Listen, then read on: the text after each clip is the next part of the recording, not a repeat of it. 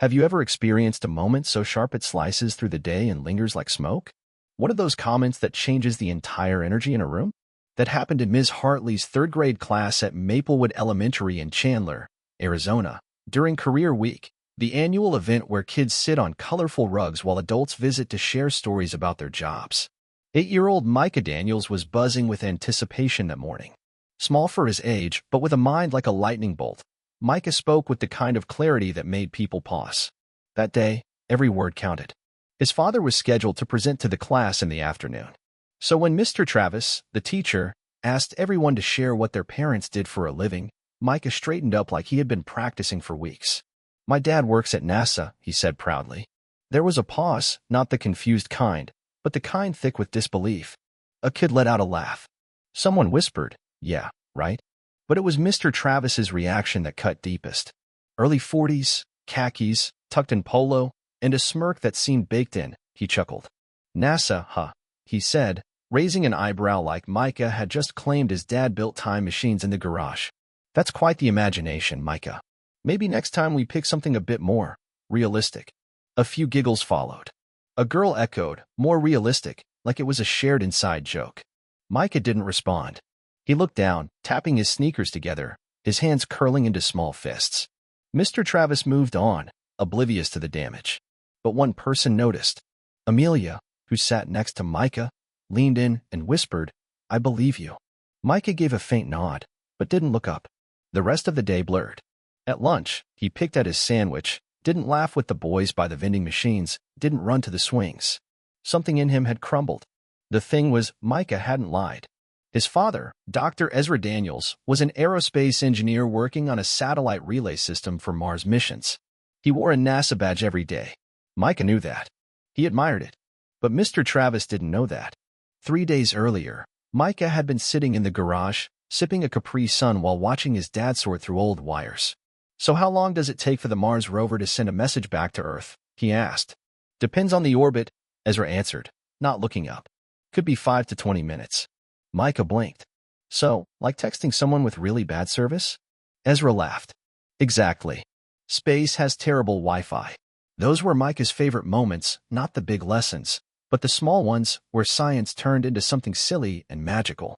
That night, Micah asked if he could bring one of the NASA folders to school. "Not a good idea, buddy," Ezra said gently. "Some of this stuff is top secret." Micah looked disappointed. "But you don't need a folder," Ezra added. "Just use your voice. Tell them what I do. Be proud." Micah hesitated. "What if they don't believe me?" Ezra leaned back. "Then that's their problem, not yours.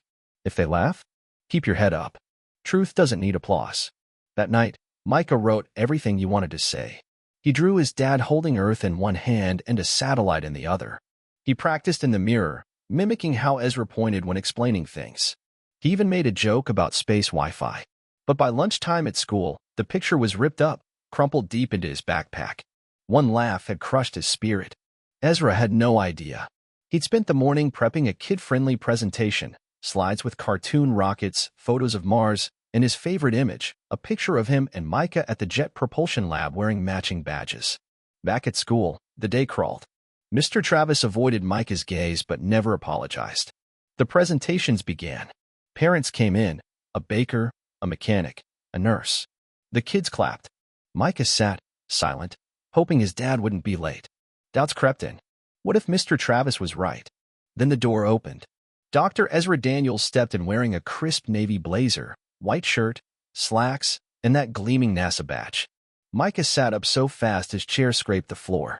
"Hello," Ezra said, calm and warm. "I'm Dr. Daniels. I designed spacecraft." The room froze. Not with laughter, but with realization. Mr. Travis, still holding the clipboard, blinked. Ezra didn't need props. His presence was enough. That badge, that voice, that calm confidence. One of the kids raised a hand. "Do you fly rockets?" Ezra smiled. "Not quite. I help build systems that let rockets communicate with Earth. Think of it like phones for space." Another hand. "Like space iPhones?" Ezra chuckled. "Exactly. But with bad reception." Laughter. Even Micah smiled. Slide after slide, Ezra showed the Mars Relay Project, deep orbit satellites, and the control panels he worked on. The class leaned in. Except Mr. Travis. He stood quietly in the back, glancing between Ezra and Micah, a hint of guilt in his eyes. Just before ending, Ezra paused. "By the way," he said, "I heard someone say earlier that working at NASA might be unrealistic." He glanced at Micah. "I suppose some people have a different definition of realistic." And then he smiled. Micah beamed. When Ezra left, he passed Mr. Travis and said, "I hope your students always feel heard, especially the ones who dream big." After he walked out, Mr. Travis stood silently. The room had changed. The power in it had shifted. "Let's thank Dr. Daniels," he said, voice thin. A few clapped. Amelia led. Others followed.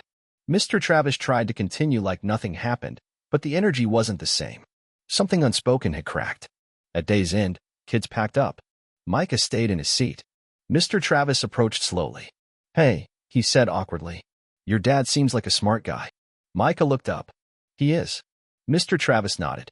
"Yeah, I may have jumped the gun earlier.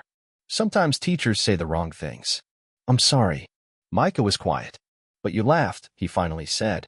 That hit. Mr. Travis swallowed. "I did. And I'm sorry for that, too. I hope you'll let me do better." Micah stood, backpack slung over one shoulder. At the door, he paused. "It wasn't my imagination. That's really my dad." And then he left. That night, Micah ate cereal for dinner. Ezra leaned on the counter, sipping from a mug labeled Space Nerd. Micah looked up. "He laughed when I said you worked at NASA." Ezra set the mug down. "Yeah, I heard. Why do people do that?" Ezra sighed. "Some people see the world in a small box. When something doesn't fit, they laugh. Not always out of hate, sometimes just ignorance. But you don't have to shrink to fit their box." Micah stirred his cereal. "I didn't feel smart anymore." Ezra leaned in. "Don't let someone else's doubt erase your truth. You did good today." The next day, kids who had doubted Micah now wanted to sit near him. One asked if his dad had met an astronaut. Another wanted to see one of his space gadgets. Micah didn't brag, just answered simply. At recess, Amelia said, "They believe you now." Micah shrugged. "They didn't have to." "Still nice, though," she replied.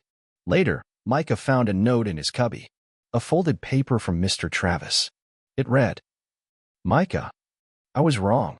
You shouldn't have had to prove anything. Keep dreaming big. Mr. Travis." Micah didn't smile, didn't reread it, just folded it up and placed it in his backpack. As the final bell rang, he walked out tall. Not because of what people now thought, but because of what had never changed. His dad showed up. He told the truth, and he never stopped believing in it. Because truth doesn't need permission. It just needs someone brave enough to speak it. And Micah? He spoke it. Out loud. Even when no one believed him. The following week, a letter arrived at Maplewood Elementary, addressed to the students of Ms. Hartley's class. It bore the NASA insignia. Inside was a signed photo of the Mars relay team, including Dr. Ezra Daniels, and a handwritten note. To the dreamers. Never let the world make you smaller. Stay curious, stay bold. NASA JPL Communications Team. The school framed it. It hung in the hallway right outside room 3C, where Micah walked by every day, his chin a little higher. And Mr. Travis? He started listening more. To kids. To their stories. To their truths. Because one voice, brave enough, had changed everything.